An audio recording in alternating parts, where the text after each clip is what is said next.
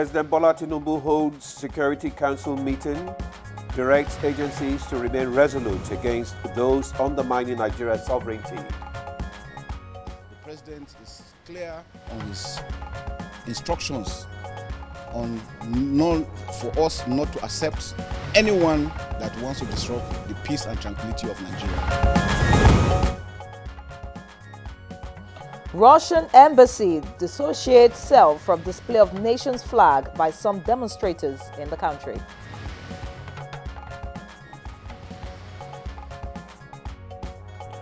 House of Representatives dissolves joint committee investigating importation of adulterated petroleum products.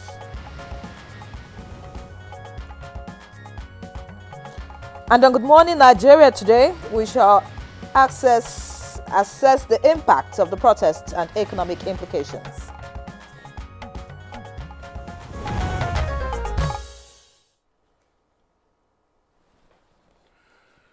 "48 hours after President Tinubu's appeal to calm frayed nerves over the ongoing nationwide protest, protesters are seemingly adamant and resolute as demonstration enter day 6.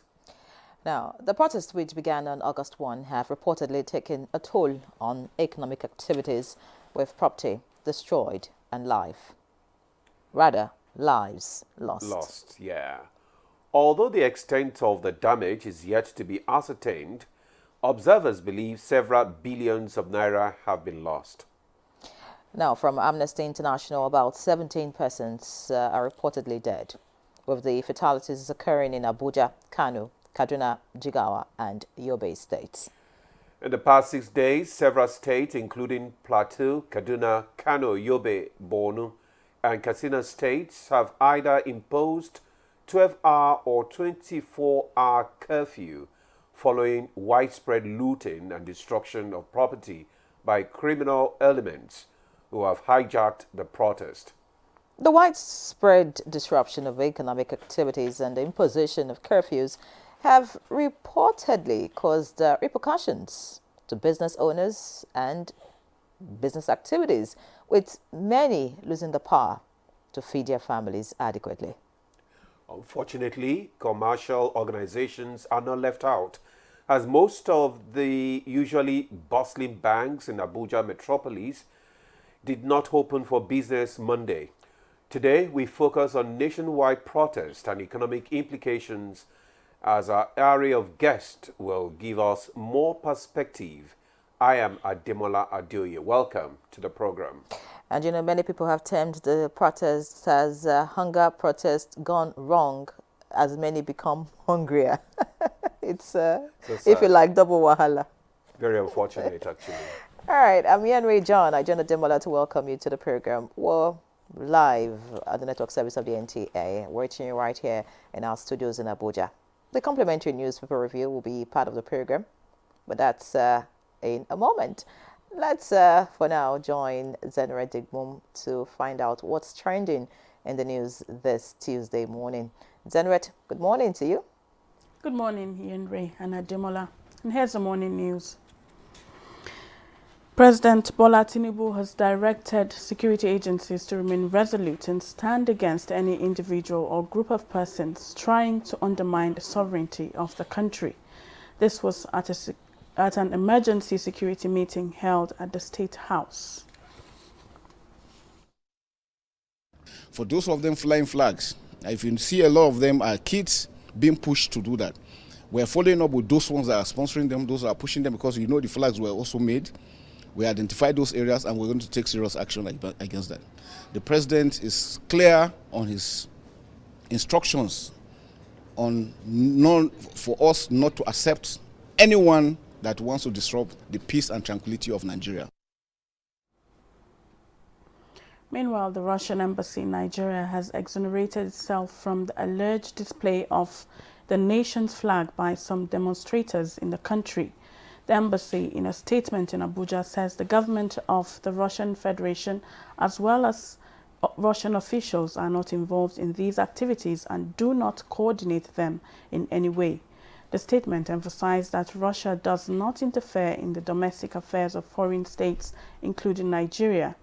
The embassy says Russia respects Nigerian democracy and believes that peaceful demonstrations in conformity with the Nigerian law are a manifestation of democracy. It further declares that the intentions of some protesters to wave Russian flags are personal choices of individuals and they do not reflect any official position or policy of the Russian government in the issue. A peaceful atmosphere is gradually pervading ancient city of Kano in the aftermath of violent protest, which led to the imposition of curfew by the state government. And business and other commercial activities are yet to pick up.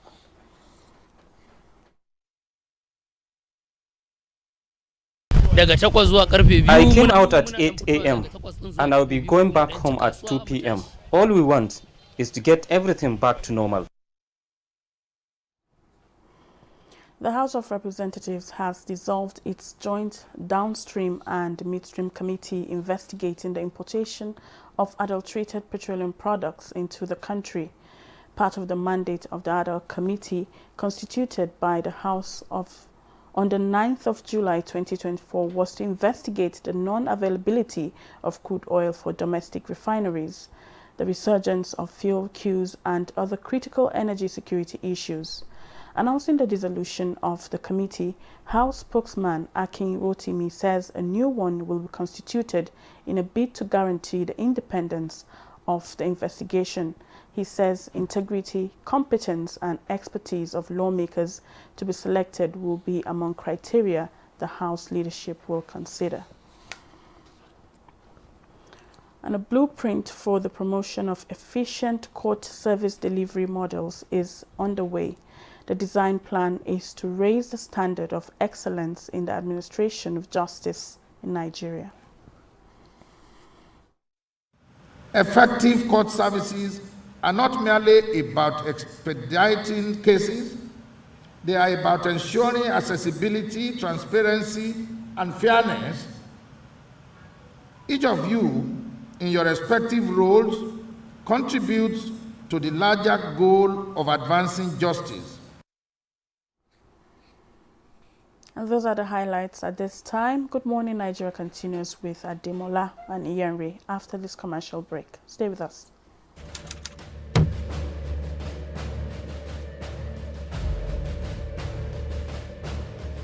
As the president of this country, I must ensure public order in line with the constitutional oath to protect the lives and property of every citizen. Our government will not stand idly by and allow a few with a clear political agenda to tear this nation apart. Under the circumstances, I hereby enjoin protesters and the organizers to suspend any further protest and create room for dialogue, which I have always acceded to at the slightest opportunity. Nigeria requires all hands on deck and need us all, regardless of age, party, tribe, religion, or other divides, to work together, reshaping our destiny as a nation. To those who have taken undue advantage of this situation to threaten any section of this country, be warned. The law will catch up with you. There is no place for ethnic bigotry or such threats in the Nigeria we seek to build.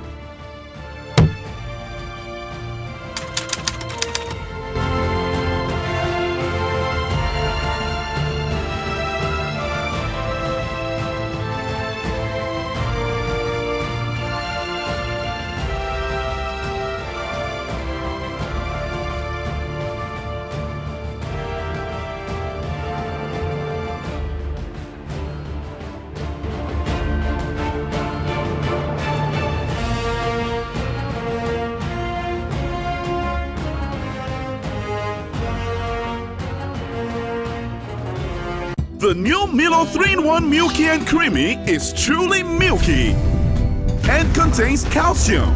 No need to add milk for that rich, creamy cup, which helps to nourish and energize your kids.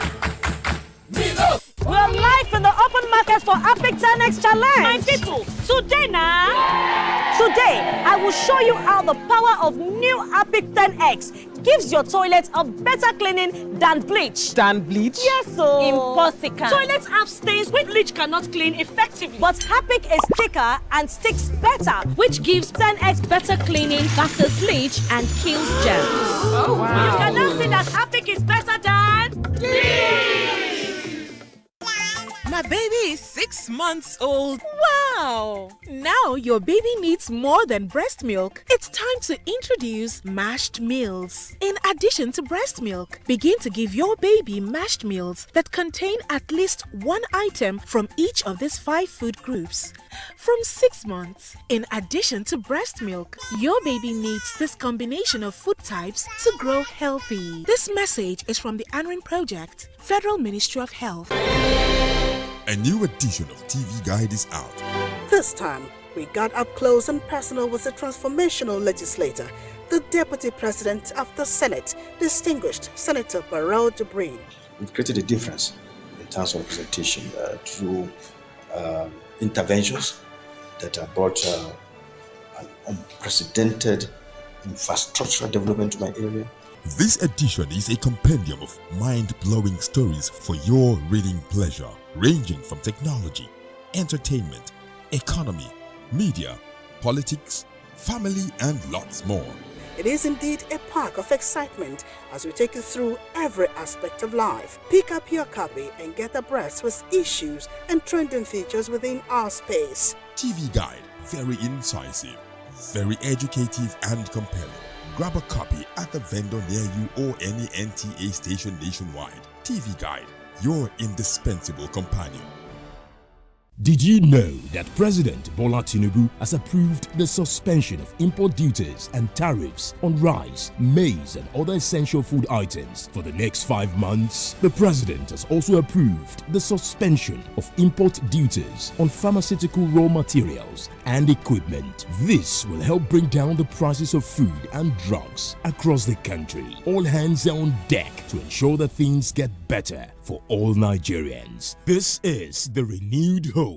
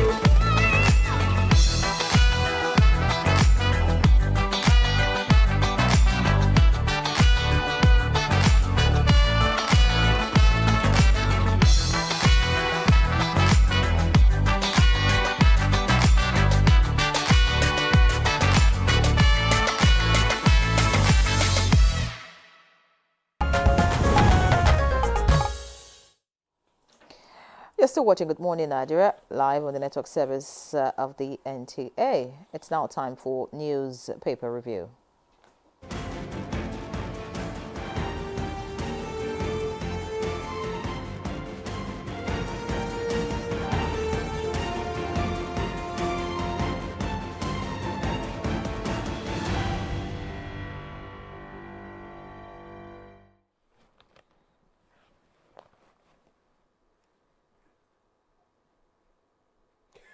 Well, our newspaper reviewer is here. Chooks, you are welcome. Good morning this morning. Good morning. How are you? Doing great, and you? If froid, it's cold. That's French for it's cold. Yeah, Ray. Is it cold? Not at all. Not at all? Yeah. You know, I call you the waspish journalist. You smoke. Very incisive. I like her a lot. Good to see you again. Thank you, Chukudi. Good to have you. What's the situation outside there? No, well, it's calm. It's usually calm in the mornings. Let's pray that things ebbing gradually in Abuja. There seems to be a little. Yesterday it was generally calm. Yeah, yeah. It will be calmer today in Abuja. Hopefully, the worry is the Zaria, Kaduna, Kano. Let's pray that they would also tame that, within a short time. Okay. All right, let's see what the papers have for us this morning. Let's begin with the leadership. The lead story here says criminals have hijacked hunger protests, military warns. The riders declares waving foreign flags treasonable offense. Refutes coup rumors as Russia distances itself from the protest. Kaduna government imposes 24-hour curfew. All of that on page 4 of the leadership. Above that, EFCC places local government administrators under watch. That's on page 4. Above, the masthead INEC registers 177,914 new voters in Edo, Ondo. Air Nigeria. Court voids agreement with Ethiopian Airlines. All right, so the question is, will Air Nigeria ever fly? Page 7 has all of that. Beside the picture story, we have oil and gas probe. Reps abandon Ugochinyere Okoje panel. That's on page 12. We have NCC directs telcos on tariff transparency. Of course, that was in the papers yesterday. So let's look at the blueprint quickly now. The blueprint leads with, as protesters fly Russian flags, military will resist treasonable push to change government. That's according to Musa. The writers, we don't interfere in domestic affairs of other nations, according to the Russian embassy. Kaduna imposes curfew as one killed, properties looted. After 15 years in office, Bangladeshi Prime Minister Hasina flees. Military takes over, hints on caretaker government. All right, we can see pictures here of the protest yesterday. Not a good one. And we have protest, 873 suspects arrested nationwide, according to police. That's on page 6.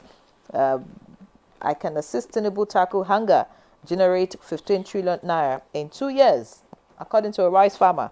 You want to find out who that is? Page 6 has all the details. And pension fund rises to 20.5 trillion naira first half of 2024.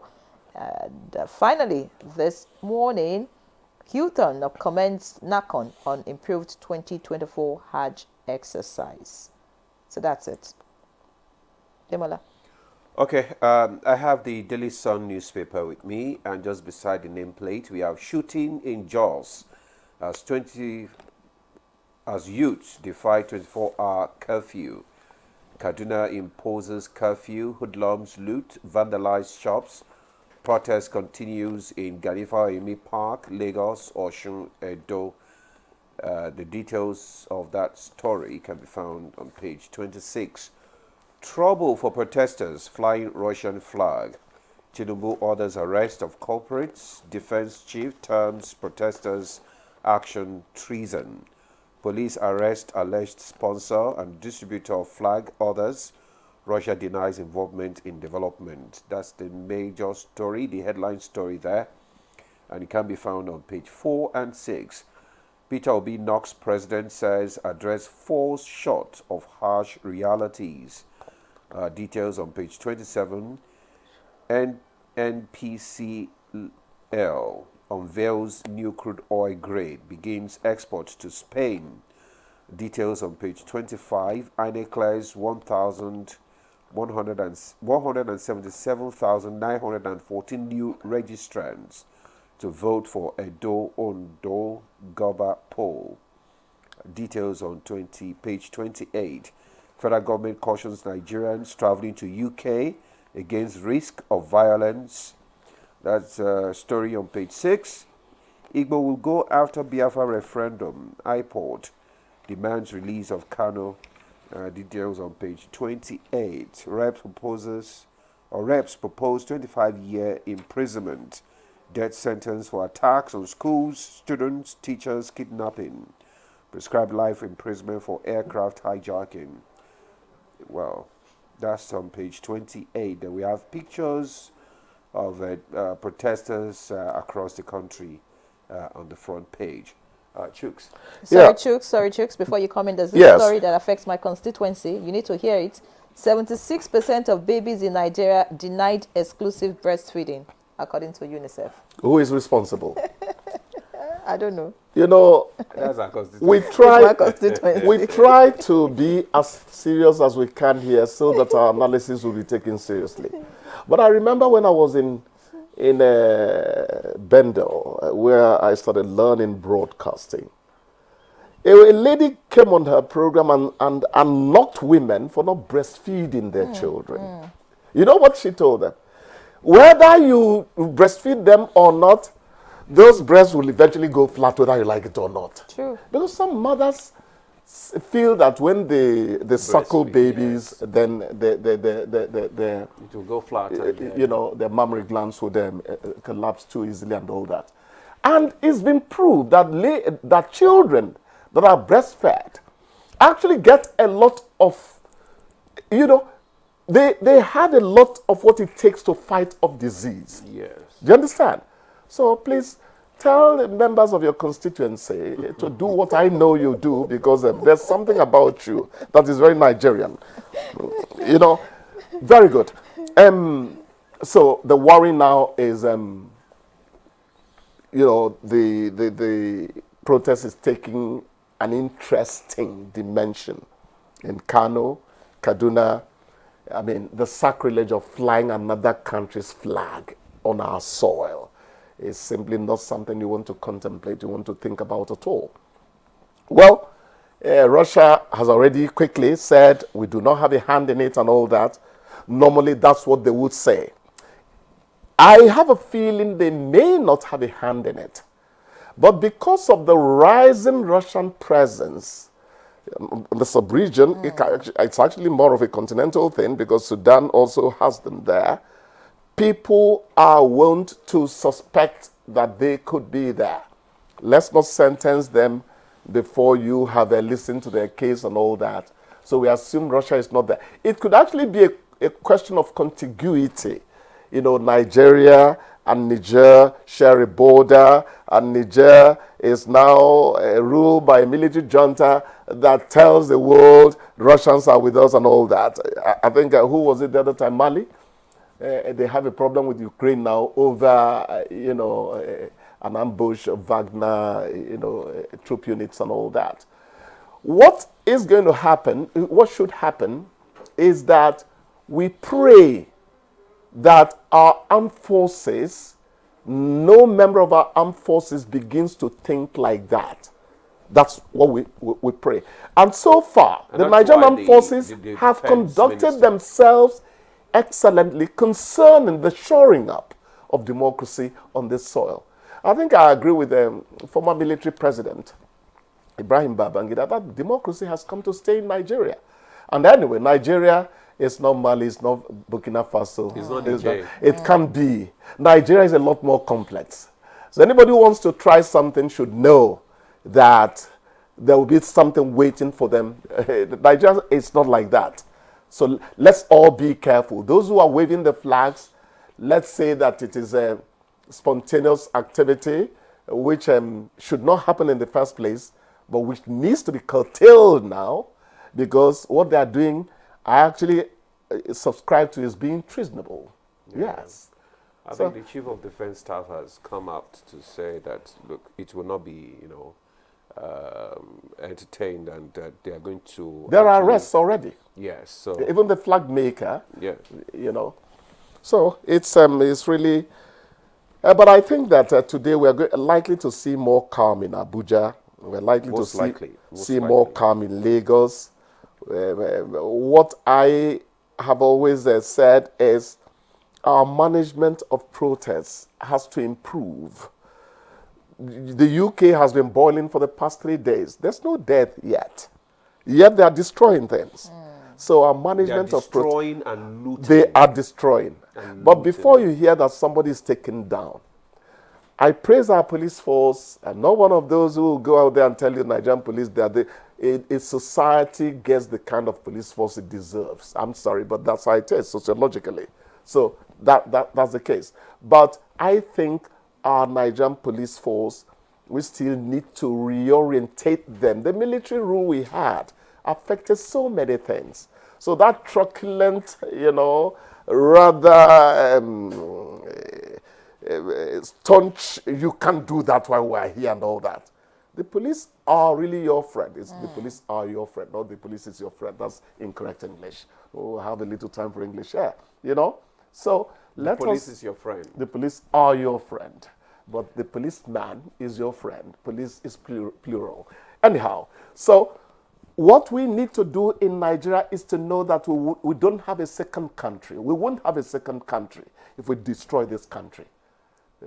Forbid it. God forbid. It will never happen. But then it depends on us, every one of us. I've kept saying that this thing about tribe in Nigeria is a big problem. It's not religion. I will ask you, how many Christians have Muslims converted in the past 10 years? How many Muslims have Christians converted in the past 10 years? Religion is not really the problem. It is tribe. And even PhD holders are tribal bigots in this country. It's unfortunate. How can you go to... We are trying to imitate the UK, the US in terms of democracy and all that. They don't think the way we do. I told you about my experience in Houston. You from Nigeria? When the American asked me about 3 times, I said, I'm from Nigeria. Why do you ask? I got annoyed. Say, you from that country where people pray to God every time and he doesn't seem to listen to them? What's the problem? We don't know God like you. Who told you that God doesn't listen to us? Well, that's what the American told me in Houston, Texas. He listens. The problem is that we are more goddish than godly. Religion became an event for us. The other time I said, I'm beginning to see instances where some religious people, preachers, are actually blessing our saints. Because immediately Nyere steps into the church, I want to assume you're a Christian, they start casting and binding your enemies and all that. They don't know whether you're your first enemy. They don't care. Sometimes we are our first enemies in life. This is not a platform for preaching. It's not at all. So let me leave you to talk. Is this the way I'm looking at you? I know. When I show some attitude, some people look at me. There are things I think deeply about. But because... Anyways, the reason why pastors would be praying, once you get into a church is because they think that, the African belief, or if you like the Nigerian belief, that, village people where you're coming from, they're always after you, your mother or your father or somebody somewhere. That is the reason why you have not succeeded. So, and then they have brainwashed. That's a most unfortunate way to think. I told you about my friend. But I think the teachings are changing now. I told you about... some of us are attacking it. I'm sorry. I'm one of those attacking that trend. I need to see the God in you. Don't preach God to me. I want to see him in you. Then I would want to follow that path you are preaching. It's a God in you that I'm interested in. The teachings are not what you're telling me. But my friend's wife got into a church, and the wife came to complain to me, Tony doesn't want me to go to church anymore. I said, Tony, you don't do that nonsense. What do you mean? He said, Chooks, my problem is since she got into that church, everyone on this premises became a demon. She's always casting and binding. Is that what our religious preachers should be preaching? There's this joke I saw somewhere. Somebody walked into a church, an orphan actually walked into a church, and then the preacher went and said, oh, somebody is behind your failure. And the person asked, who is that? He said, your mother. And the person was shocked. I'm an orphan, so I mean... Nobody can beat this one now. Let me keep quiet. You have a greater story. By the way, Chukudi, I'm going to take you up on that. Police are your friend, or police are your friends, or police is your friend. It's police are your friend. Police picks a plural verb. No, it depends friend on is your singular, notion. and then friend is singular. After the break, It depends on your notion, the police actually. are your friend. Then if you want to make it ace, make it the policeman is your friend. Okay. But if you say police is plural, how come friend is singular? Okay, you can't say the police is here. You say the police are here. Don't waste our time over things you can check out later. We'll do it. We'll get to the English class after this break. We'll take Chooks a break. is my friend. Yes. Good. All right. So see you tomorrow, Chooks. Thank you very much. All right. We'll take a break now. Good Morning Nigeria continues. Stay with us.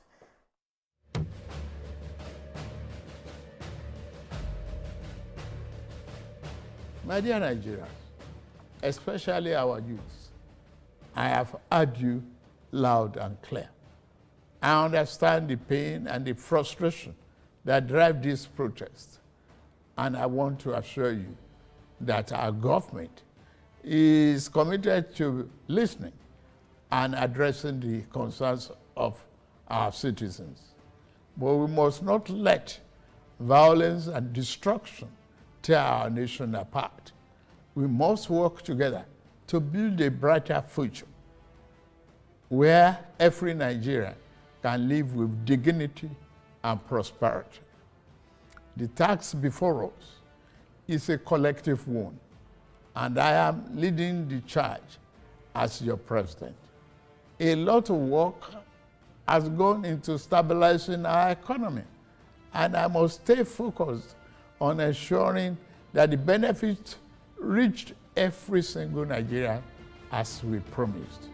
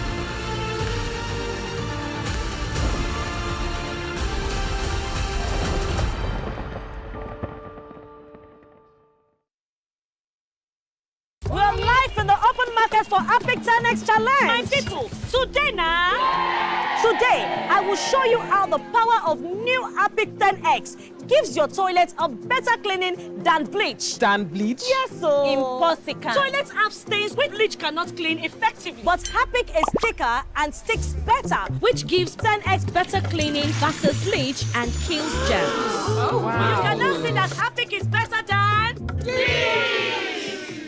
Imagine a world where your potential isn't limited by your bank account, where your financial dreams can become reality. That world is here with the Nigerian Consumer Credit Corporation scheme, Credico. Credico is one of President Tinubu's initiatives designed to put the power of consumer credit in the hands of working Nigerians. Here to help you achieve your goals, whether it's providing for your family or expanding your home or business. Visit www.credico.ng today for details. This is the renewed hope. NTA Television College Jos, with a pedigree of producing indelible professionals in the media space and an affiliate of the prestigious Ahmadu Bello University, Zaria, for the award of degree in mass communication, calls on prospective candidates to leverage on the following courses it offers for 2024-2025 academic session. BSc Mass Communication, those with minimum admissible score of 180 and above who sat for the 2024 JAM/UTME and direct entry, while 100 to 179 minimum admissible score can apply for the National Innovation Diploma NID in Film and Television Production, Broadcast Journalism and Television Engineering. For more inquiries, visit our website or call 0803 383 4343. Announcer, Registrar. Nigeria, a land of rich culture and diverse voices, where every voice matters. In times of disagreement, let's choose dialogue over discord. Together, we can find solutions through understanding and respect. Let's build a stronger Nigeria, one conversation at a time. Dialogue, not protest. Unity, not division. Nigeria, united in dialogue.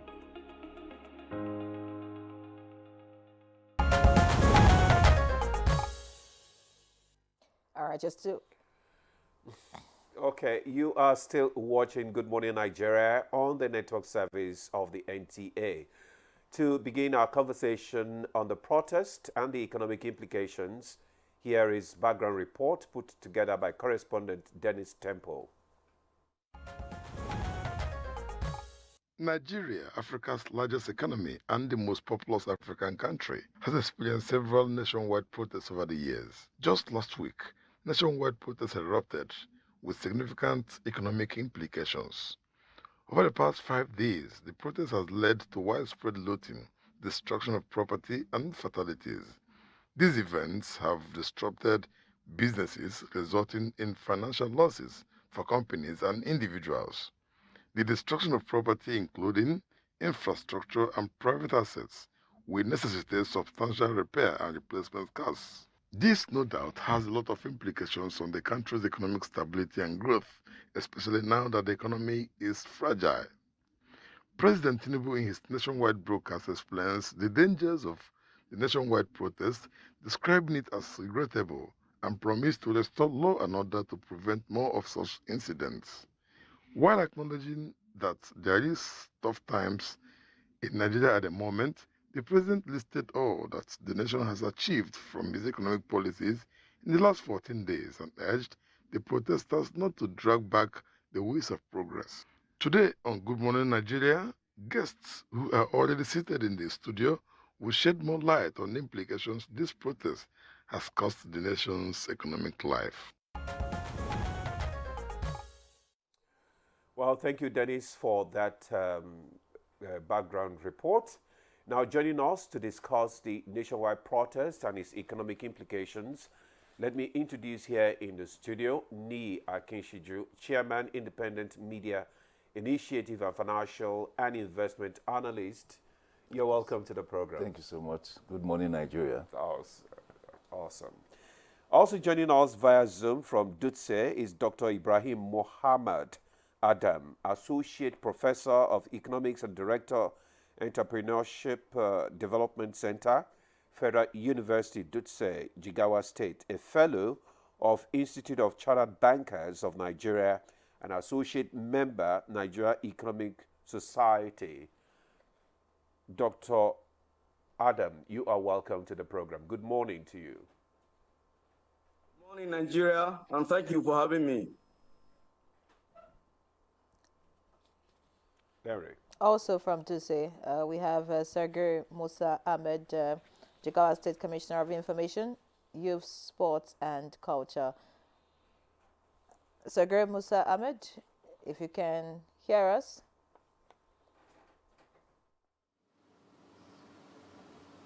Yes, I can vividly hear you. Good morning, Nigeria. Right. Also joining us via Zoom from Kaduna, we have Khadijat Omotayo Karim, Personal Assistant to the President on Constituency Affairs. Many thanks, Khadijat Karim, for joining us. Khadijat, are you with us? Yeah, good morning, Nigerians. Okay, Khadijat, let me just stay with you there. I want you to give us your assessment of the situation in Kano and Kaduna. I guess you are there and you've gone round. Can you give us an assessment of the situation there now? Actually, I'm not in Kaduna. I'm in Katsina. Okay. So I left Kano yesterday for Katsina based on the fact that Mr. President authorized me to tour around Nigeria 6 months ago to be able to know what the grassroots needed. So my experience at Kano State was bitter. It's not something that is welcome to.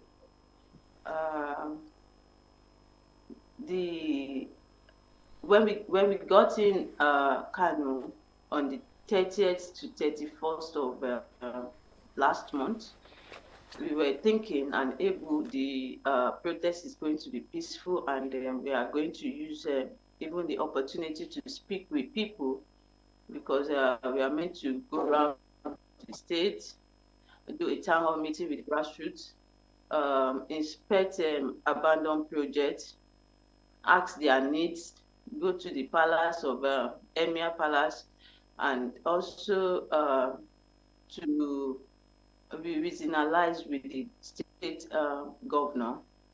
But unfortunately, the town hall meeting could not hold. On the 1st of August, we actually went to the hall to set up.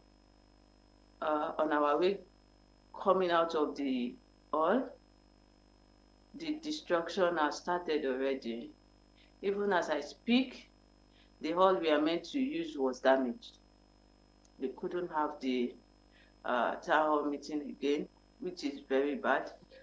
And the NCC digital park for upcoming ICC students also damaged. Nothing left, nothing. When I saw it, you know how sun be, but I wasn't feeling heat. I was feeling cold when I saw the damages. The High Court, the customary court, everything was damaged. Everything, nothing left. So I now say to myself, why are we deceiving ourselves? Why are we calling it protest? Why are we calling it bad governance? This is disgusting. This is something that is not supposed to be, because people even don't understand the fact that we are destroying our legacies, we are destroying our futures. If we are saying we want to end bad governance, is this the way and manner to end bad governance? Nothing was left. Nothing. People properties were damaged. Even the store we are supposed to get our drink from, it was damaged, was looted. We couldn't even get our money back because we also what happened. So many things happen in that state that I think probably, aside from the fact that it's politics, we are also having a tribalism issue in Nigeria. All right. Many thanks, Khadijat, for letting us know what happened in Kano. But could you tell us, were the security operatives, up and doing, in all of this? Tell me, would you say that the security operatives responded well to the situation? Because looking at the damage you've mentioned now, someone will be thinking, what went wrong? Would you say that the government first and foremost responded, promptly to the situation, and security operatives did the needful, maybe to quell the situation? Okay, so if I may hear you clearly, are you asking what was the security operation doing? Yes, Khadija. Was that the question? Yes, Khadija. Oh, okay. With the damage you have mentioned. At first, it was a peaceful protest.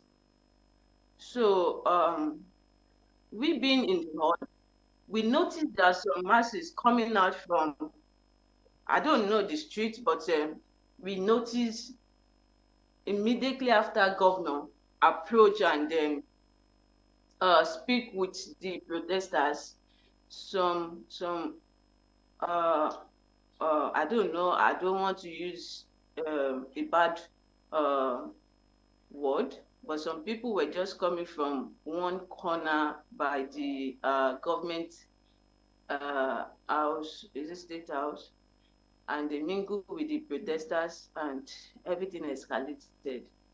So the security personnel were on ground, they are on ground, but they never They never mean harmful. They were on ground, but in a situation whereby even the protesters are more than the security personnel on ground, you know, it was out of hand.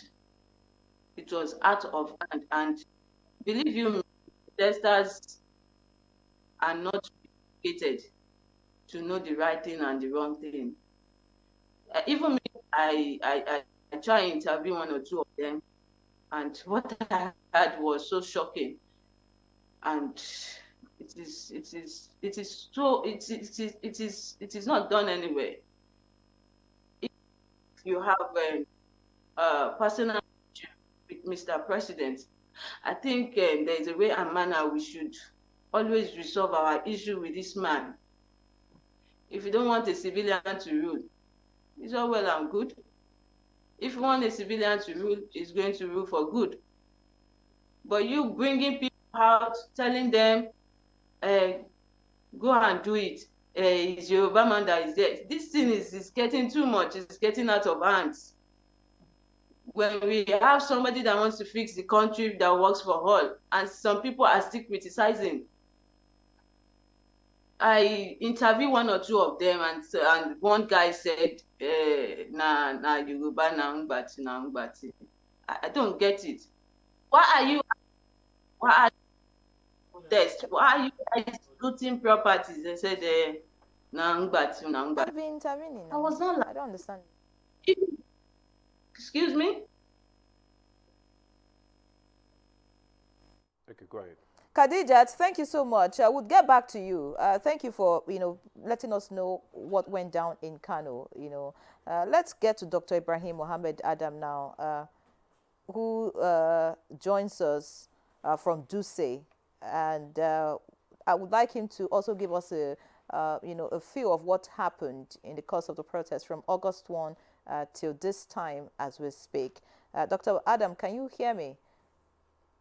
Yeah, I can hear you very well. Thank you. Before I give you some updates, please, I want to make some facts very clear. Okay. The socio-economic upheavals ravaging our dear nation, Nigeria, are actually the triggers of this nationwide protest. And the reasons are not far-fetched. Nigerians are experiencing high rate of insecurity in form of kidnapping, insurgency, banditry, and what have you. There is scourging and vicious generational poverty, in the land.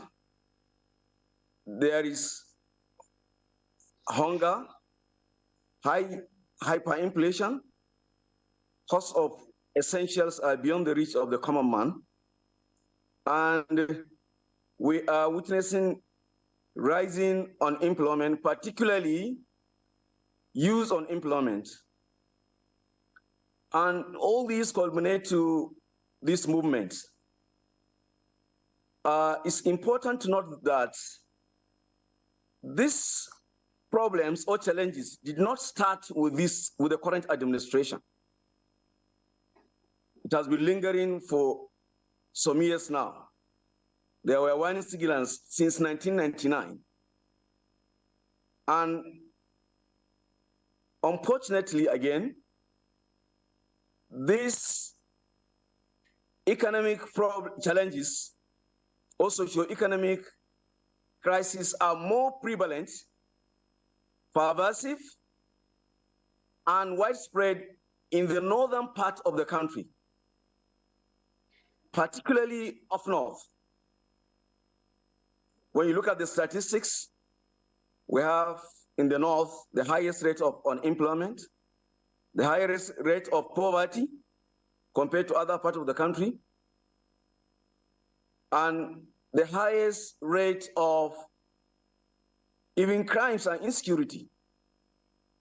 So when you look at this, there is general consensus among the two sides, from both sides, the government side and also the citizen side, that yes, there is hunger in the land, there is hardship, there is insecurity, And yes, there is need for better life, as acknowledged by Mr. President. We all agree that these are the issues, or the major issues. So having said this, before I go into the economic implications, here in Duse, the first day, we witnessed violent protests in some local governments, including the state capital, Duse, where the peaceful protest was hijacked and infiltrated by hooligans, miscreants, cutting away the goods that are not even public goods. They are for the private individuals. And also, in some cases, places were burnt. Infrastructure, public and private infrastructure were destroyed. So as a result, the state governor had to introduce a curfew, dusk to dawn, first day. And after the assessment of the situation, in the second and third day, we had this curfew relaxed from 5 a.m. to 6 p.m. So at least there is a relative calm in Jigawa State for now. Now, coming to the economic implications.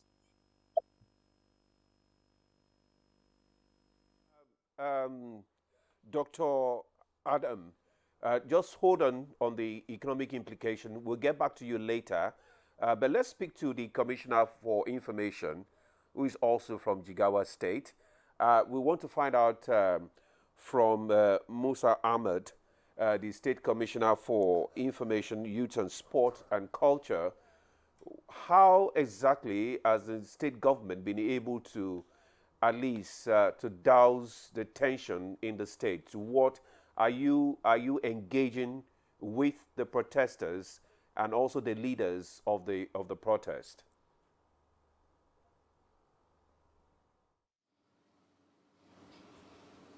Thank you so much for this very interesting question, and I'm very glad, and I'm very glad that the doctor has already explained the situation in Jigawa State. And one thing I want to say, in Jigawa State, the incident had happened, but what actually happened is different from what we see in other parts of the country. This is because when you look at the issue of peaceful protests in Jigawa State, the state government have done relatively very well in engaging the good people of Jigawa State and inform them the implication of engaging in violence. And at the same time, the security agencies were up and doing, collaborating with Jigawa State government to inform the good people of Jigawa State about the dangers of engaging in violent protests in Jigawa State. So what we had in Jigawa State is more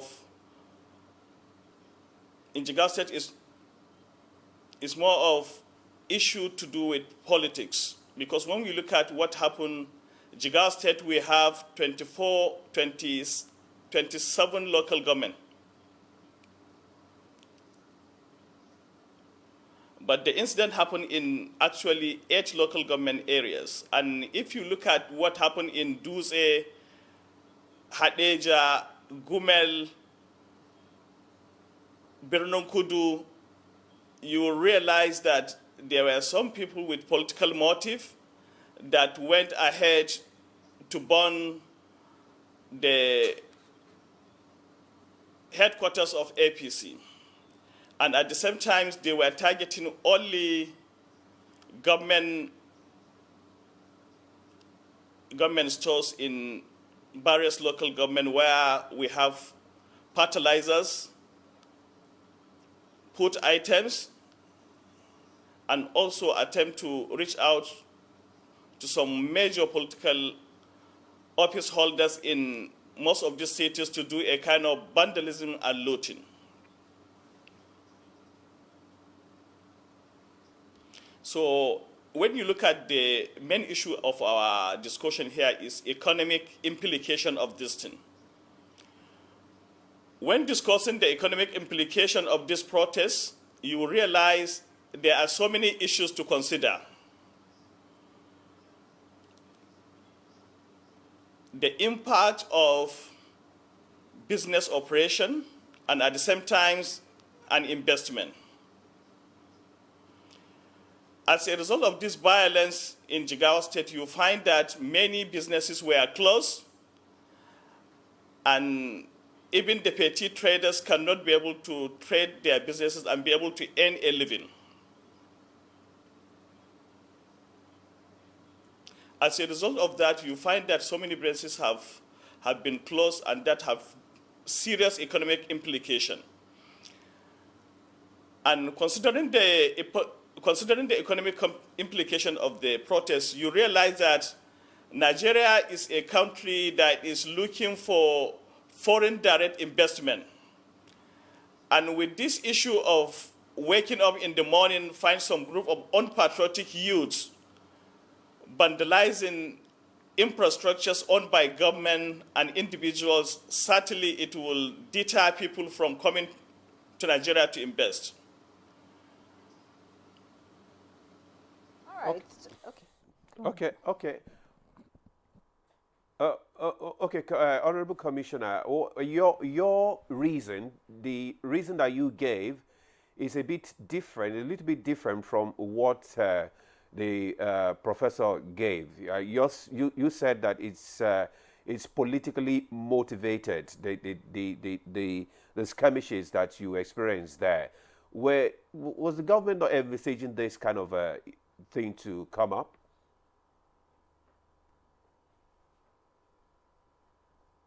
You see, we are one of the most peaceful states in northwest Nigeria, and in the history of Jigawa State, there was no history of any protest. And our expectation, when we heard about the protest coming, we try as much as we can to collaborate with all stakeholders to be able to sensitize people to come and have a peaceful demonstration in the state, working with security agencies to ensure that there is going to be a peaceful protest in Jigawa State. Because why I call it political, if you look at the actual happening during the incident, you will realize if there are any protesters used to have a leader. And you see them taking a placard saying this is the reason why they are protesting. You can find instances whereby it was a young people, even on their age, that are actually brought out, targeting only billboards and going straight to APC headquarters to vandalize and see how they can destroy properties related to the.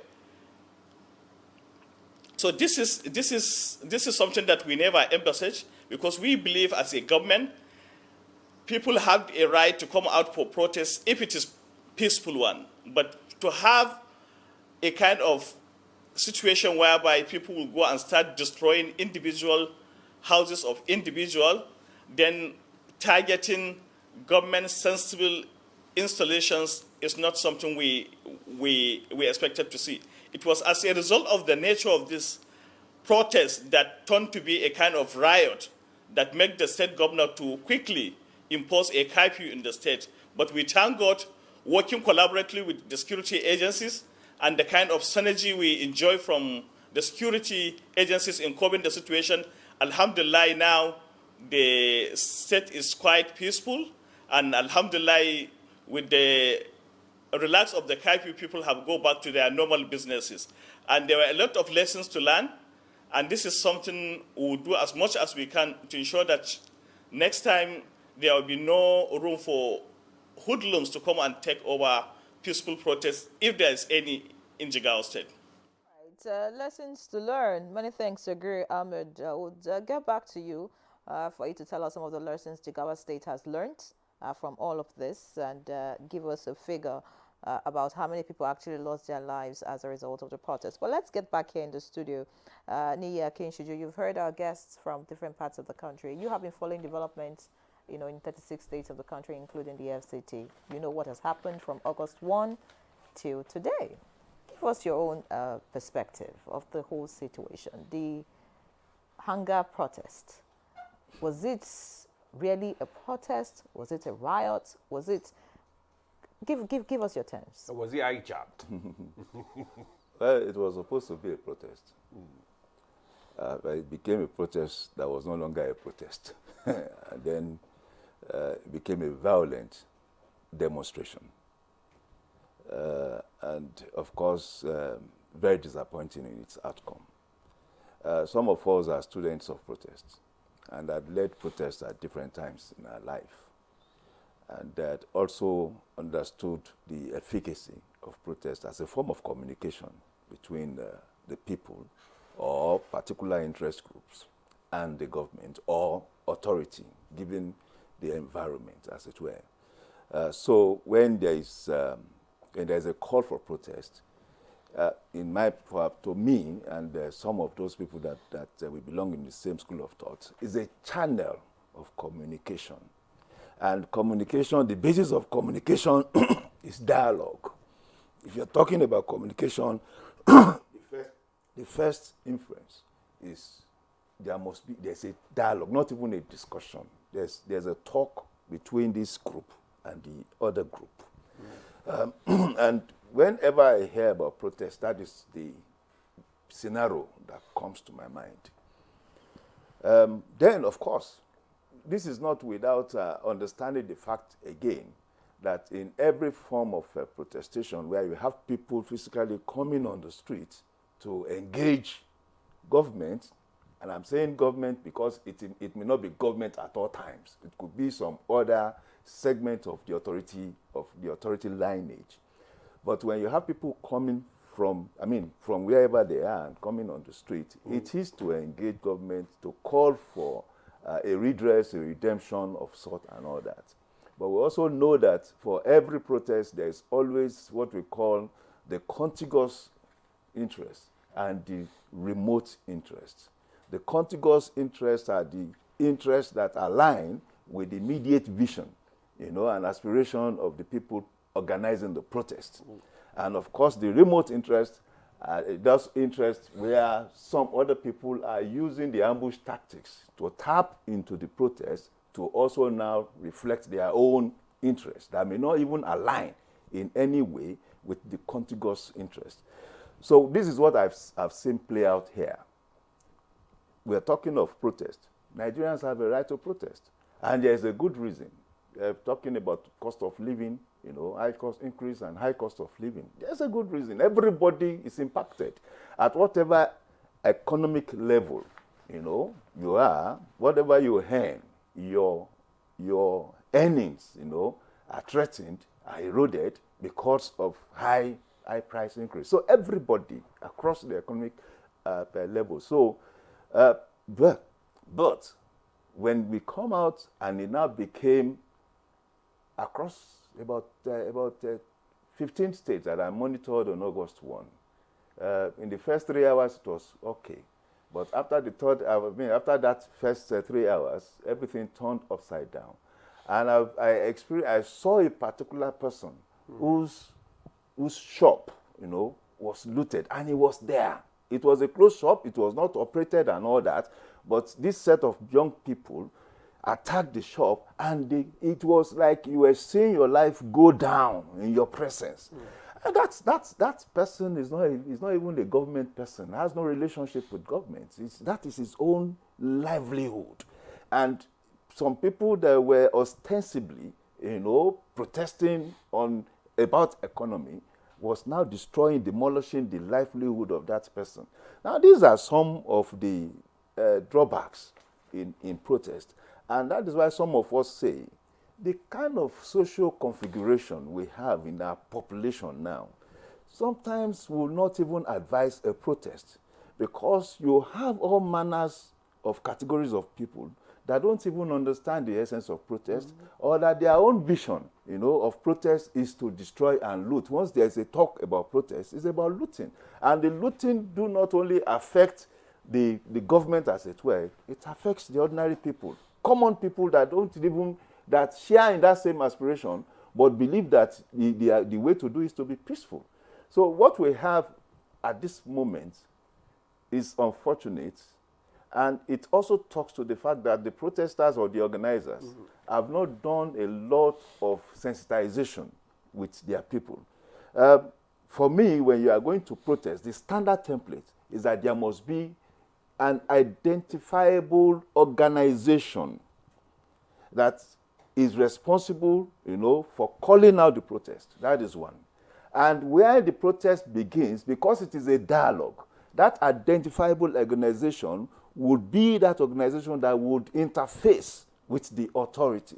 So there is a sequence, At the end of it, the authority speaks with the organization, and the organization gets back, to the area of their own interest and find a way of resolving it. The most I was hearing was the president should talk to us. I said it is not. The president, yes, talks, but it is after an aggregation of everything in the environment. Eventually, the president spoke, and a lot of people, some of them are still saying he didn't say what they were expecting. I said, there's a dialogue here, There's a discussion. You asked the president to speak. He had spoken. And you are still now saying he has not spoken what you wanted to hear. Dialogue is about you coming midway and the other party coming midway, and you find a way of ciphering the thing, and then you agree on particular position of a convergence. So what is obvious now is that we have a group of people that are determined on what the end conclusion should be. And that therefore, if that conclusion does not align with their own position, then they are not going to accept that position. But it's unfortunate.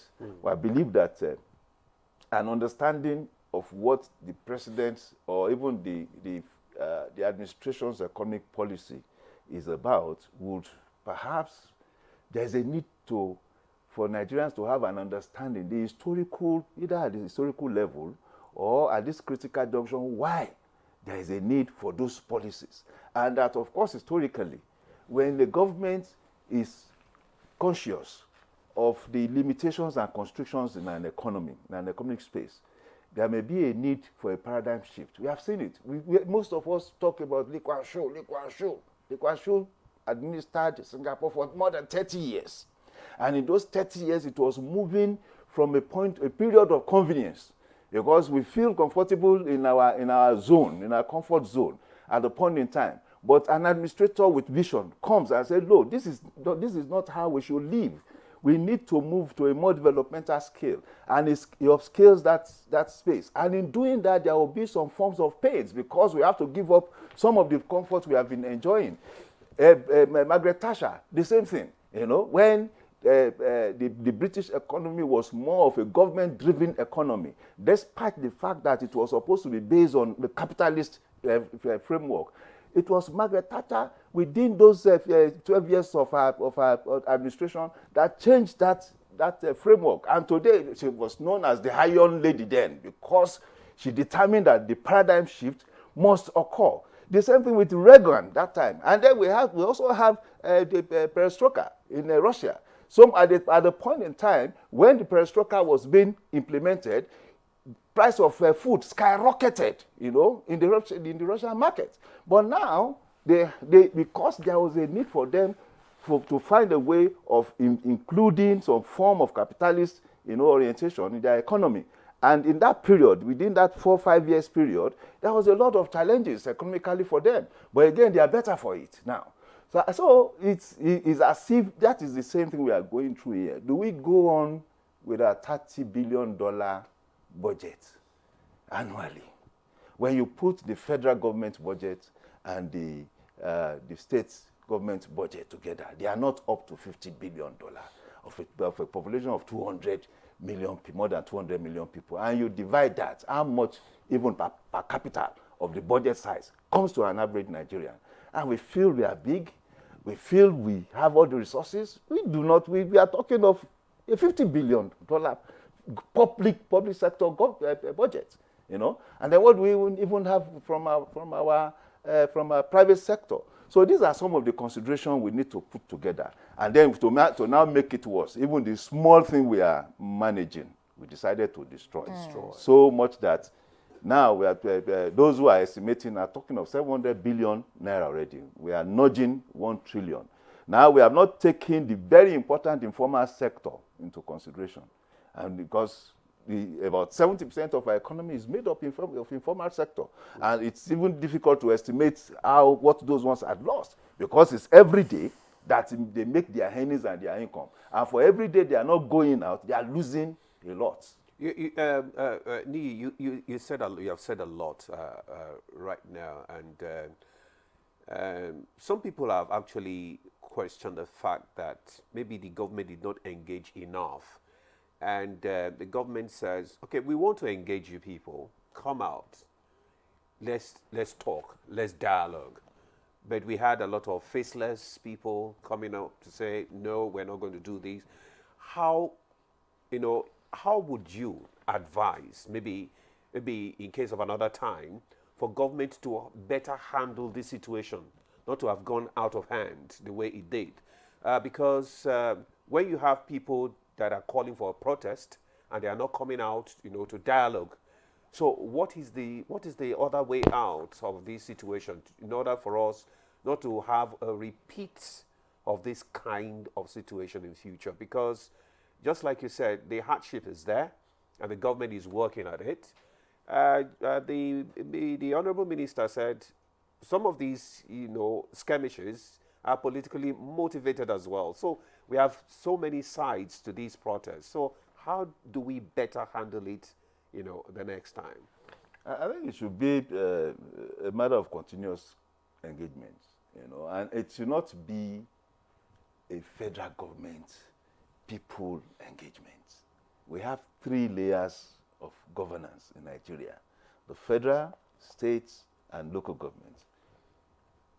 90% of Nigerians, 95% of Nigerians live in local government, the 774 local governments. So if we are going to engage, we should start talking to Nigerians at that level, at the local government level, at the ward level, so that this comprehension of Nigerian government is me somewhere in remote Dutse, in remote Ondo, against a federal government in remote Abuja, there's a need to close that gap. And the way to close that gap is to make the nearest local government tier, more impactful on the people, in that axis. So the engagement should always be about people at that grassroots level. Then you now, of course, have national leaders who are identifiable at the national level, who would engage at that level too. And it should not be a one-off thing. It should be a continuous thing. Thank you so much, Nia Kinshiju. Let's get back to our other guests now, and let's get to Dr. Ibrahim Adam, Associate Professor of Economics and Director, Entrepreneurship Development Center.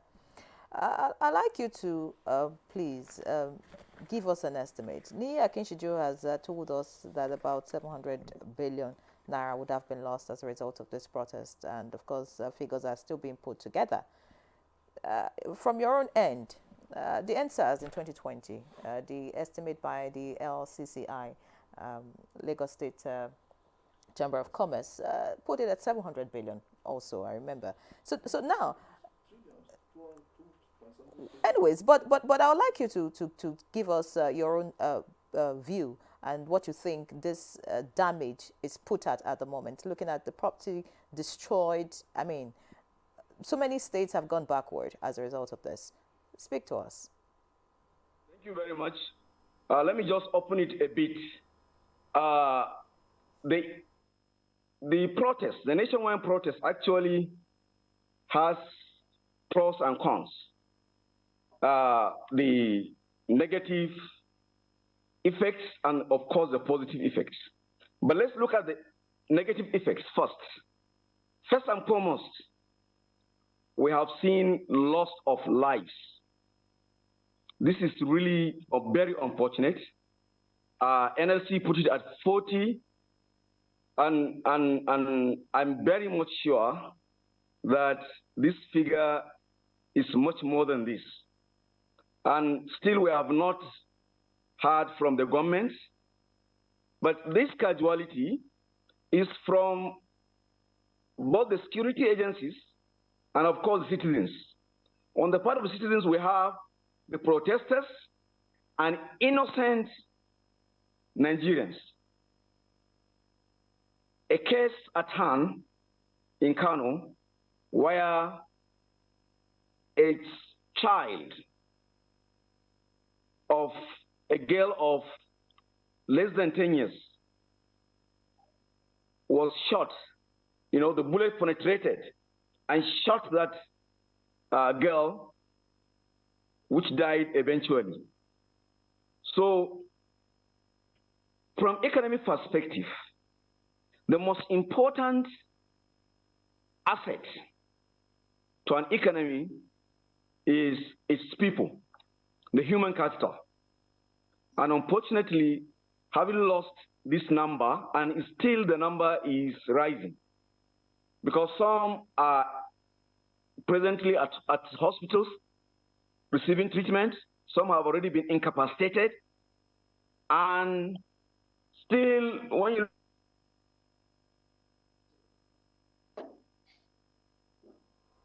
all right, looks like Dr. Adam, we seem to have lost connection with you. We hope we can rectify that and get back to you. But let's quickly get to Khadijat Omotayo Karim now. You said you were touring the state on the authority of the president, you know, to get feelers of the policies of governments on the people and all of that.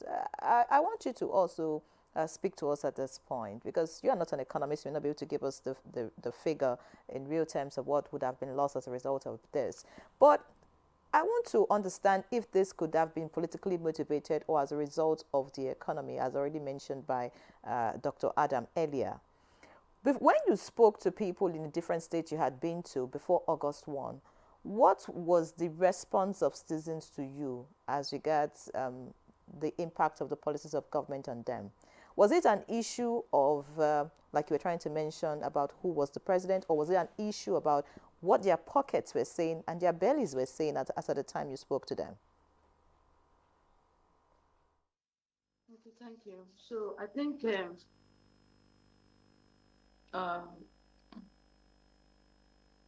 I firstly want to use this opportunity to sympathize with the victim that lost their lives during the protest. So the issue is majority of the people that came out to protest are not well educated. And those are the issues we are having in Nigeria. And the cost implication is just simple. We are agitating for bad governance, hunger in the state, and yet we are destroying our legacy. You know, it actually takes a day to destroy and years to fix. The PCC center that was built is also built to educate people more, but everything was damaged, and you know, it's actually going to fall back on us, not the government we are saying per se, because the cost implication is actually going to high, skyrocketed than expectation. And of course, some people will actually come online and say, hey, they've started, they said they want to build it back, so billions. Yes, we should expect it. In as much we are not seeing it coming before we start destroying, we should expect ridiculous price as well. We are saying we want to eradicate poverty, we want to eradicate hunger, and yet we are even bringing more problems to the situation of the country. I can't say per se this is the worth of the damages demonstrated during the protest, but believe you me, I am not well. When I saw it, I was not okay internally. Cars were burnt, property were destroyed. So many things occurred, so many things was demonstrated that is not even ideal enough. And the age rate of the protesters are not even up to 15. Well, like that, like they are not up in age. They cannot even speak pidgin English, not to talk of good English. So they don't even really understand what they are doing on the street. One said they gave them 500 naira to come out and protest. They are talking about anti-protest. What about those that came out because of 500 naira to lose their lives and to destroy properties that worth billions of naira? Khadijat, Khadijat, if you can, Khadijat, could you just pause for a minute? Sorry to interrupt your line of thought. But you know, my question was actually about your conversation with citizens across the states that you have been to, because you told us that you were, you know, authorized by the president to move around states and have a feel of, you know, how citizens are feeling and the impact of the policies on them. I want you to tell us, prior to August 1, before the protest began, what was the feedback you got from citizens as regards the impacts of the policies of government on them? You know, tell us what was your experiences having town hall meetings in different places that you went to before August 1? What was the interaction like? What did Nigerians tell you? What did they say they wanted?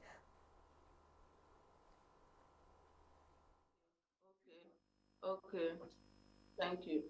So far, so good. I've visited Kogi, Jigawa, Niger State, Anambra State, Kano State, I'm here in Katsina, and Zamfara State, Taraba State. Yes, everybody cannot be friendly, but it's an assignment given to me which I deliver the mandate of a new dope agenda. Yes, the youth are friendly. I know what they requested for is their right, and which I have already discussed with the appropriate quarters. Let's see how we are going to collaborate and fix the needful. Yes, so far so good.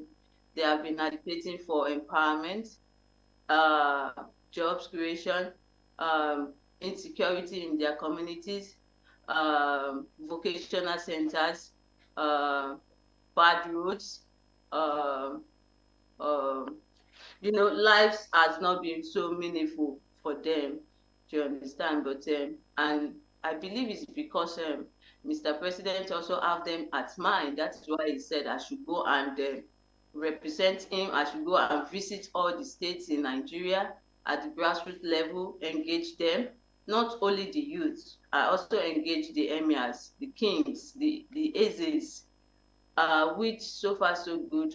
I see reason why people are hungry, and I also give them assurance of rectifying some of the issues. Yes, which I make them understand the fact that it's not easy. It's not going to be easy at the beginning when something good is coming, which they all comply with me. But so far so good. The majority issue they have been complaining about is insecurity. And if there's no insecurity in the state, there's not going to be any improvement so far. And I also urge them to be calm, to be patient, and also promise to bring in empowerment program, massive one, and going to actually be what they want, but not what we want to give them, what they want, and which they actually comply, and they were so happy seeing somebody representing Mr. President in their midst for the first time in decades. I think I'm not connected.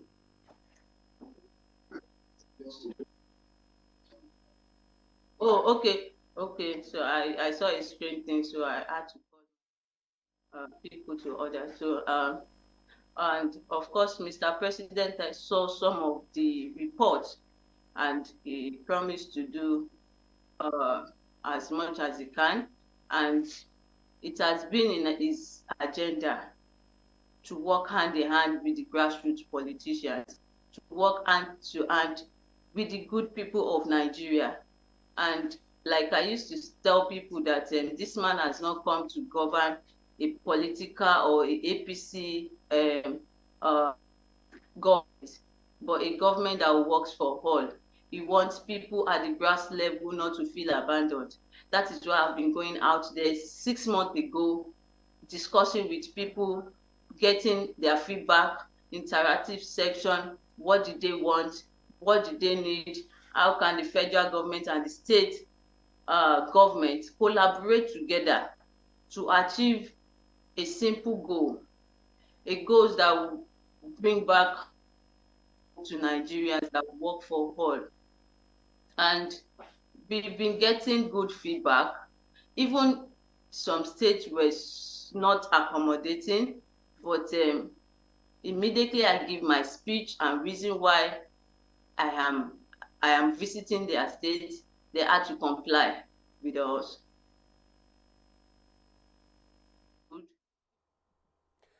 Well, thank you very much, Khadijat, for giving us a lowdown of your engagements, across the country and your interaction with the people there. And with the feedback that you got, I know that you'll be able to give a feedback to the president for the government to be able to work on them. Then let's come back to the studio. We're just in 2 minutes before we go on our first break. From what you said earlier, that the sub-governments, at different levels are supposed to be engaging, especially with this new local government autonomy now. We believe to see a change, in governance, interaction with the local people, instead of people focusing mainly on the federal government.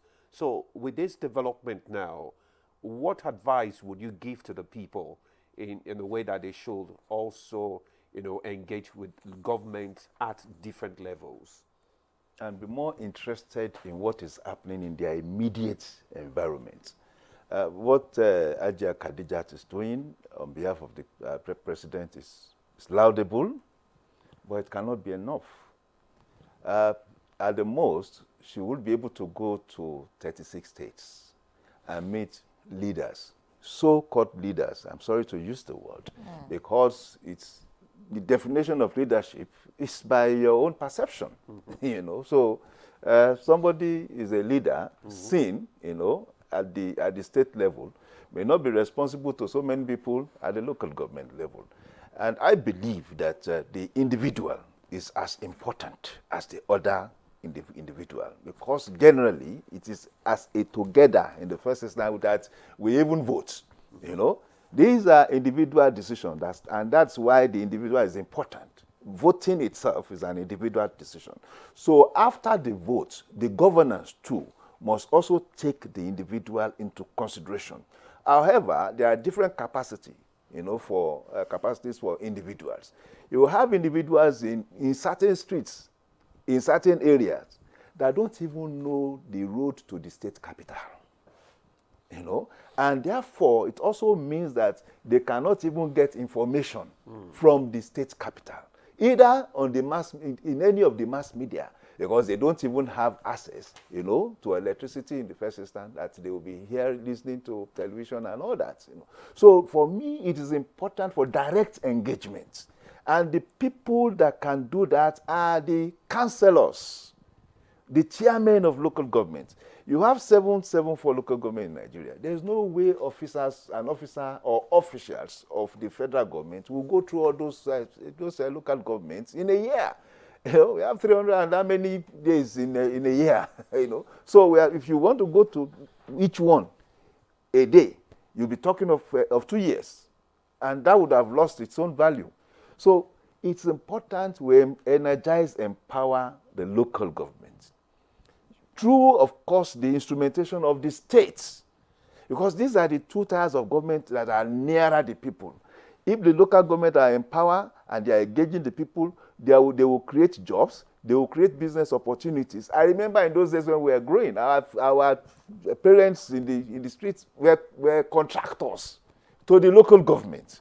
And at that level, they were at peace with themselves, with the local government, because you kept hearing them. We are going to discuss the contract for this, and with the councillors and all that. So it's as if we lost a whole tier of responsible governance, by abandoning the local government administration. So for me, communication is important here. And the importance is to be able to, not just for us to just concentrate on the facilitation of mass communication channels, radio, television, newspapers, and all that. The average citizen feel important when he's engaged or is engaging an official of state at whatever level. It's either as councillor or as chairman and all that. And then secondly, there's a need to make the people to be conscious of the power of the state government, of the local government, and make them accountable. The way we are trying, we have actually solidified the capacity of Nigerians to make the federal government accountable. And you see in so many ways, the federal government have a way of responding, to the yearnings of the people, especially as aggregated by channels of mass communication. But it's not enough. That is why it's a misaligned relationship. We need the people to say the federal government takes 52% thereof of federal allocation. There's 48% of that needs to be accounted for too at state level, at local government level. So can we make Nigerians more accountable, active by engaging their local governments, by engaging their states? If the Nigerians have the capacity to engage local governments, this how do I call it, the diversion, the expropriation of resources of local government by the state would have been resisted a long time. It would be Nigerians at the state, at the local government level, that would have asked for their rights. Okay. All right. Thank you very much, Nee, there. We will take a break now. The conversation continues. Stay with us.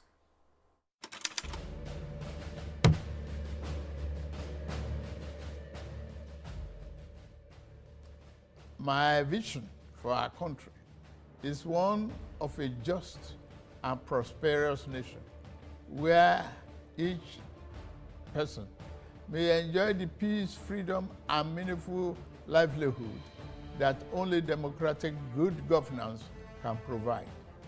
One that is open, transparent, and accountable to the Nigerian people.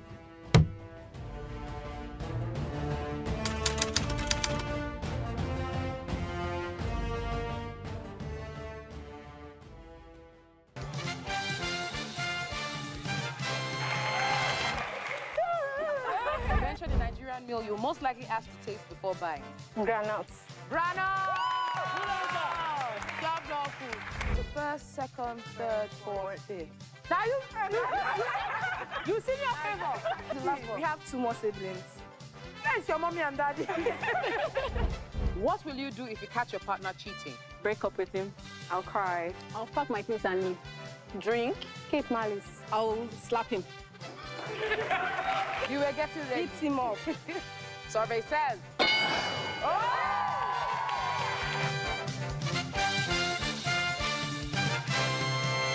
The federal government of Nigeria wants vandals of national assets, electricity transmission towers, cables, and other facilities to desist from this act of sabotage.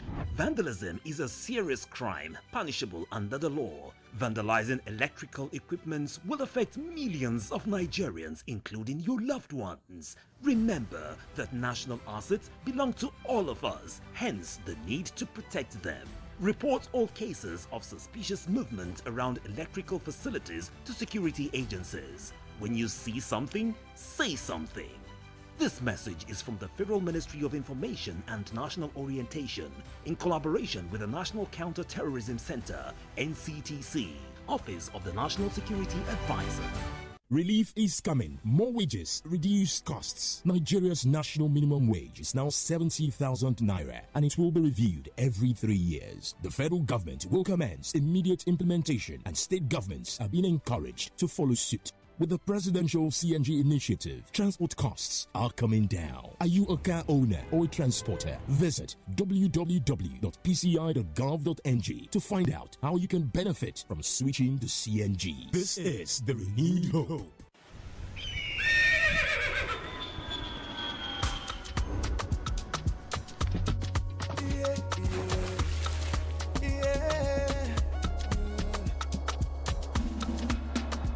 From the Atlantic across the savannah to the Sahara, we rise, a land of the free, we know they tire. We dream great, our spirit is undying. Resilient, rooted like palm tree, we sway in colors, with undying demand. We make solutions, we ignite passion, yeah. Diversity is unique, we are more than just we are Nigeria, strengthened in unity. We know they carry love. We are Nigeria, together live the dream of a land with great destiny. We are Nigeria. I am the real Nigerian. Brought to you by the National Orientation Agency, NOA.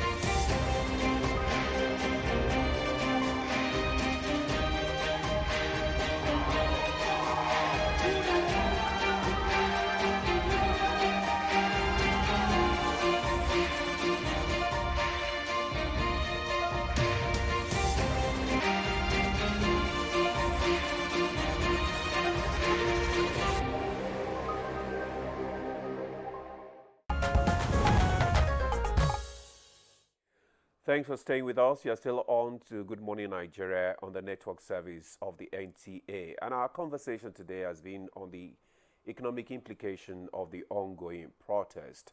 We'd like to go to the State Commissioner for Information and Youth, Sport and Culture, who joined us via TVU Park from the Jigawa State, Musa Ahmed. Yeah, Honorable Commissioner, just like you said, Jigawa State before now has relatively been a very peaceful state. You hardly hear of any protest or riot or demonstration. But with this protest now, a lot of damages and skirmishes and destruction, violence. How would you put the figure concerning the economic implication? Because no doubt this has drawn the state back economically. So how would you be able to rate the economic implication, on the state? All right, thank you. And thank you once again for the opportunity to speak on the impact of this protest in Jigawa State.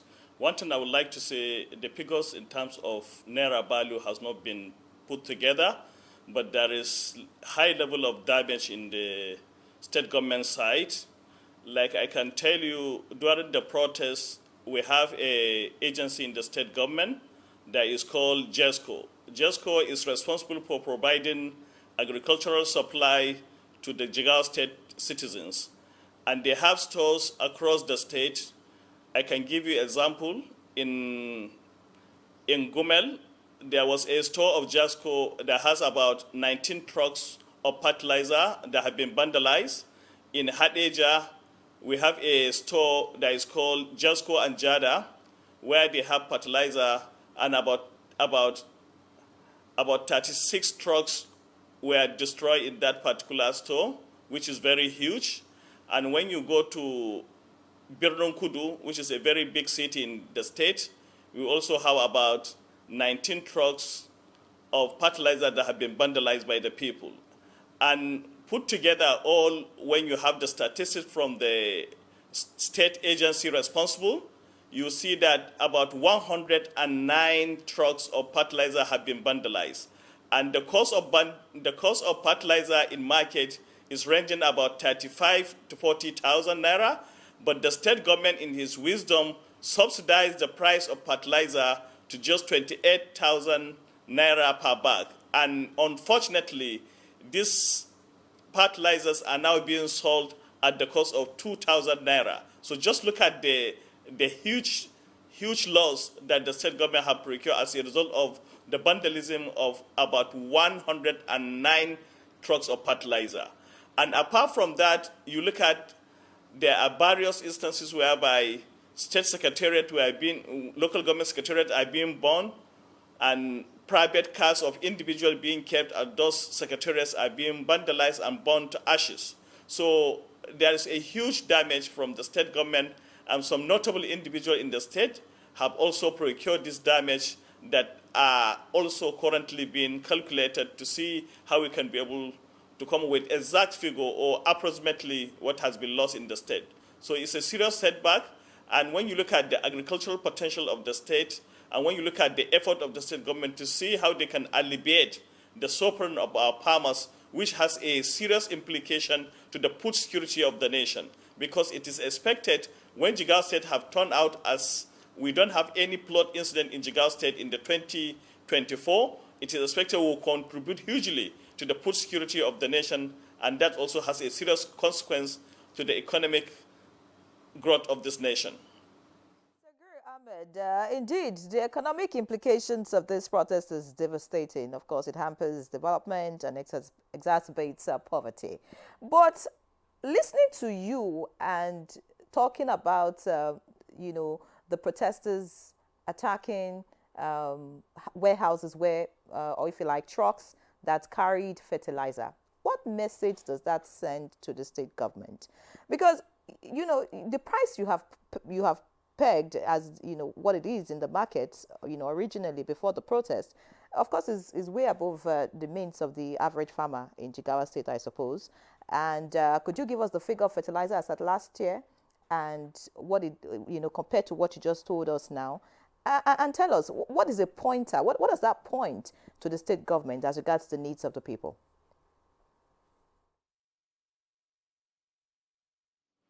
You see, as I told you earlier, when you look at what happened, it's not actually a protest in Jigawa State, but it's more of a riot. This is a unpatriotic element in the state that want to now cause damage to the government, that are targeting those sensible installations just to vandalize properties.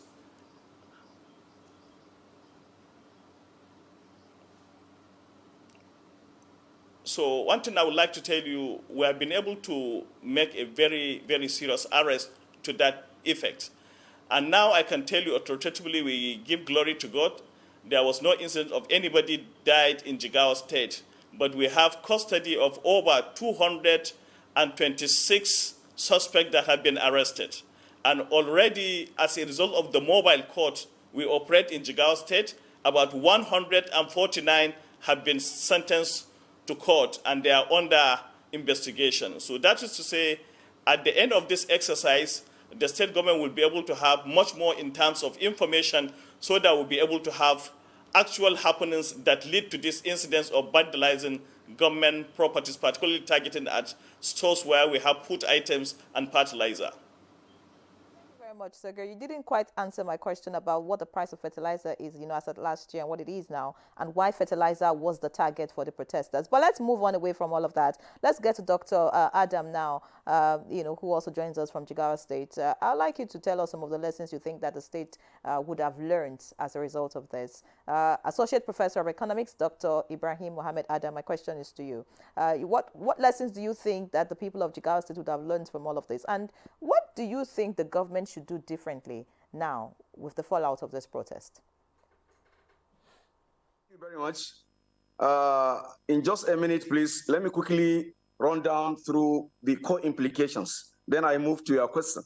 Now, you see, if assuming the protesters have embraced dialogue, we'll have abated this loss of life, really, and we have achieved a better result than really the situation we find ourselves. Another thing that is very important, we are in the course of this protest, many productivity has been lost, businesses has been shut down, economic activities has been disrupted. Nigeria, arguably the largest economy in Africa, but now the support is being threatened by South Africa and the likes of Egypt.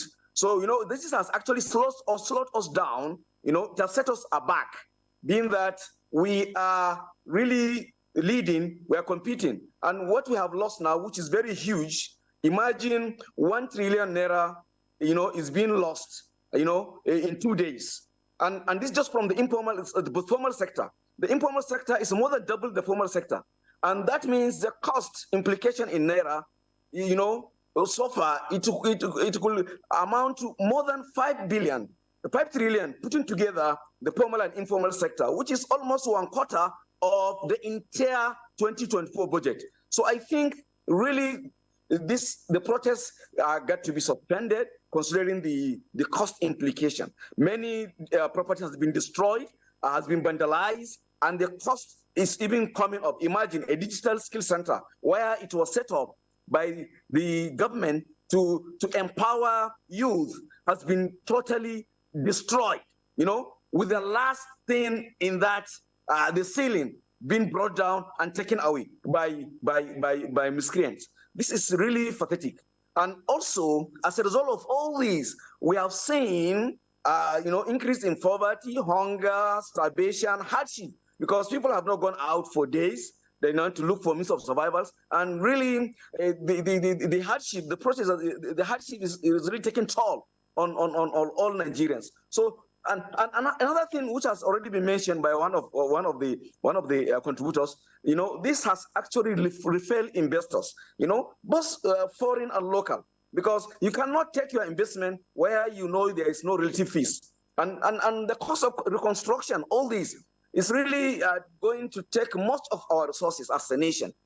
Having said all these, you also quickly look at the positive aspect of the protest. It has actually awakened the leaders. Our leaders has now understand that Nigeria should not be taken for granted. At every level of leadership, it's very important that these leaders to be responsive, not defensive. They should actually emulate what the Mr. President is doing at all levels, especially our leaders at grassroots. And they have to live up to expectation. And now also, secondly, the Nigerian democracy now is maturing. Looking at how people actually have exercised their rights to peaceful protest, even though the peaceful has eventually become violence in some part of the country. Okay, and also this has actually given Nigerians voice for better life. So putting all these together, we can now say that citizens now are more conscious of their rights, and really leaders should wake up, and it's a clarion call, and they should really live up to expectation. Now, coming back to your question, which actually what I expect, the government should have proactively abated this strike through genuine engagement. Okay, when the notice was given, 1st August, many days ahead, I think from grassroots up to the federal government, there should be a direct engagement. The government will actually invite those that are leading this protest. They sit with them, they engage them physically, okay, actively, so that this should have been abated. But at a point, these protesters has been giving their noise, shouting that they will organize, but they were actually not listened to. So I think this should have been averted. The state government actually has done the right thing at Jigawa for quickly responding to the situation by placing a curfew. Okay, thank you very much, Dr. Mohammed Adam, for your thoughts there. Citizens are more conscious of their rights now, and governments too, they need to also live up to their expectation.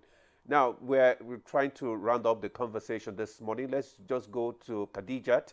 Khadijat, if you have been for the conversation, you want your parting shots, concerning this conversation this morning. And now that the citizens are more conscious of their rights, how can government ensure that its commitments, its promises are well implemented to meet the yearnings of the people? Okay. So actually, Mr. President, that I know, does not speak what he's not going to do. He does not promise what he's not going to do. So for him to have come out and say some certain thing, for him to have authorized me to go to different states and discuss with them how can the federal government and the state government collaborate in ensuring good governance and eradicate hunger, poverty in the country. I think he knows what he said and he knows what he's doing. And I'm very sure that he's actually working tirelessly to fix Nigeria that works for all. And is going to fulfill all his promise. Leave our conversation with you at this, for this at this point. We hope to have you some other time so you can tell us some more about, all that you're doing in making sure that the Nigerians get the dividends of democracy. Nia, can you do your last words as we round up the conversation? 60 seconds. There's a very, very valid point Dr. Ibrahim made. He said genuine engagement. So you could have engagement but not genuine. So, but what are your last thoughts? Once an engagement is dialogue-based, it is expected to be genuine because dialogue is about identifying problems and challenges, and together, the two protagonists, as it were, will determine what the solution will be. So at that level, it's genuine.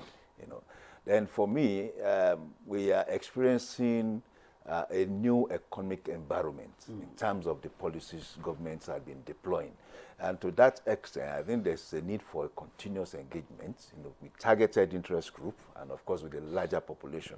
Because the larger population, what impacts them immediately is the cost of living.